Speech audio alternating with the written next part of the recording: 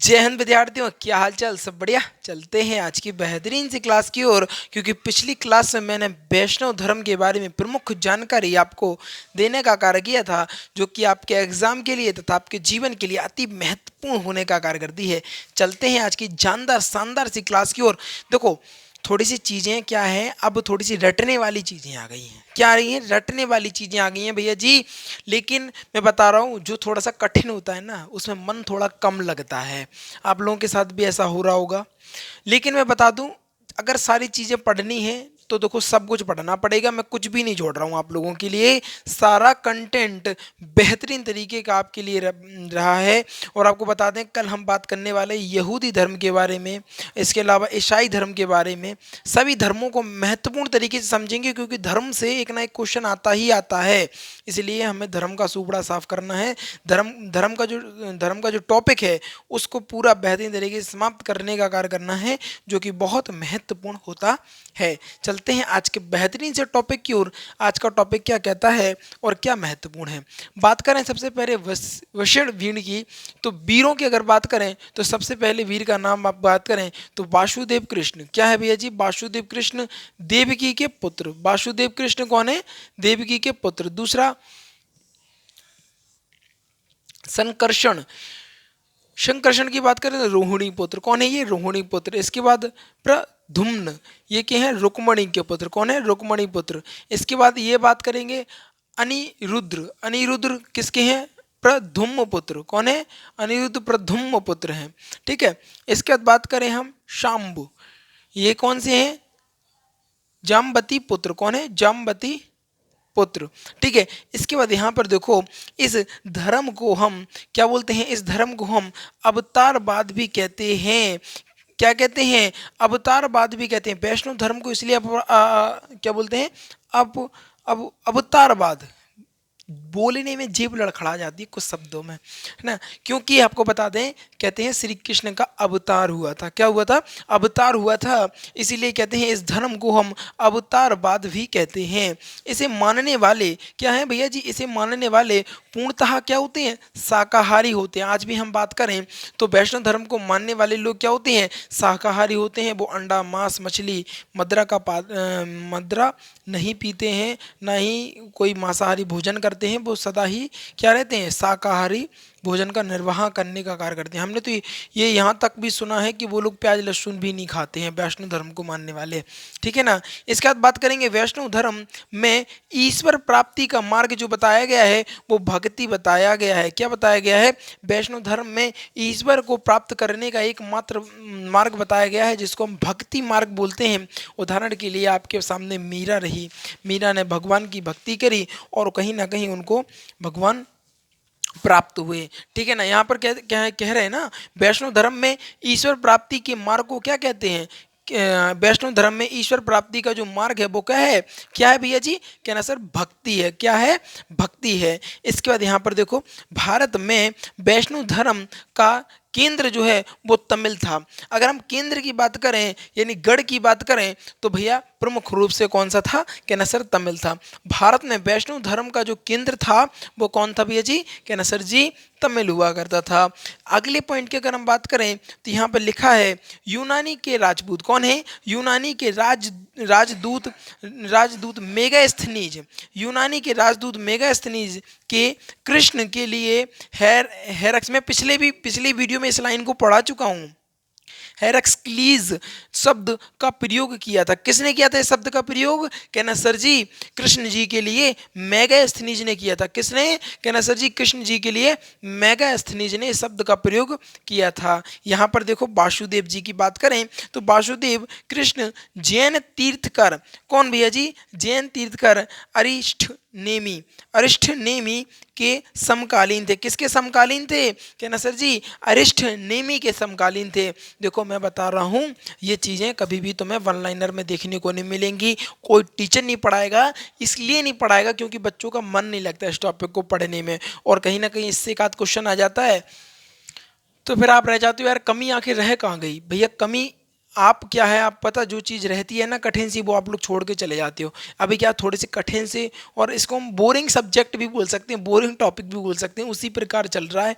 But आपको इनको पढ़ना पड़ेगा। मैं अपनी तरफ से पूरी कोशिश कर रहा हूँ कि आपको इस टॉपिक में इंटरेस्ट पैदा कर सकूँ, और मैं कोशिश शायद कामयाब भी हो रही है। लोग बाग जितने भी विद्यार्थी हैं वो पढ़ रहे हैं, और कहीं ना कहीं उन्हें आनंद भी आ रहा है। ठीक है ना।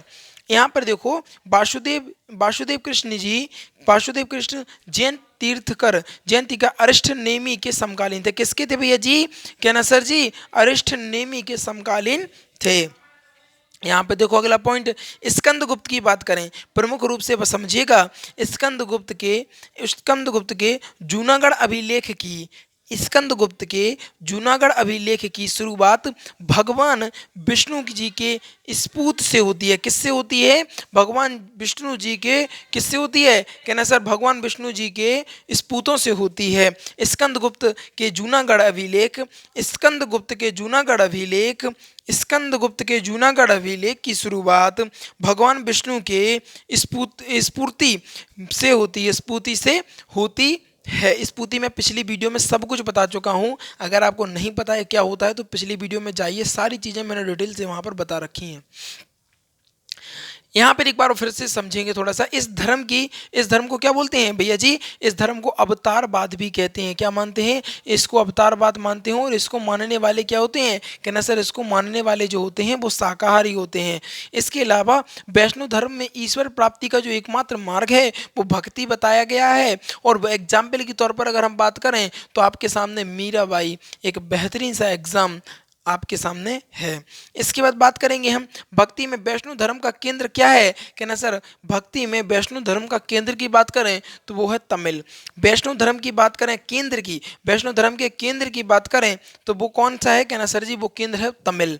इसके बाद यहाँ पर देखो, यूनान का एक राजदूत मेगास्थनीज ने कृष्ण के लिए हेराक्लीज शब्द का प्रयोग किया गया है। ये बताओ यूनान के लोग वैष्णव धर्म को मानने को, भैया मैं बार बार कह रहा हूँ सनातनी है, बहुत महान है, बहुत महान है, सनातनी है। ठीक है ना। बाहर के लोग आके तारीफ कर रखे हैं और आप लोग अब बस ठीक है।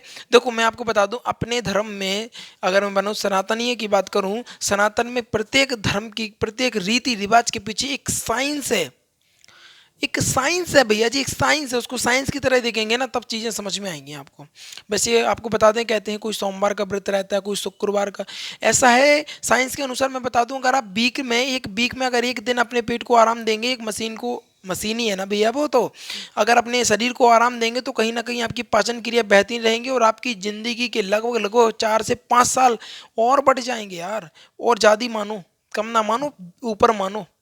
तो ये क्या साइंस की चीज़ें हैं। लेकिन क्या है, आपको बता दें किसी चीज़ में अगर धर्म को जोड़ दिया जाता है तो भैया वो डर के मारे कि नहीं भैया भगवान का डर हो, भैया भगवान जी है ना, तो वो कहीं ना कहीं उस चीज़ को करता है। मैं बता दूं अपना सनातनी है जो कहीं ना कहीं विज्ञान की दृष्टि से भी बहुत महत्वपूर्ण है, विज्ञान से मेल खाता है भैया, विज्ञान से मेल खाता है। अपने रहीसी वगैरह सब लोगों ने, आपको बता दें सूरज की दूरी, आपको बता दें सूरज की दूरी, आपको बता दें हनुमान चालीसा में अंकित है। बताइए उस समय बताइए,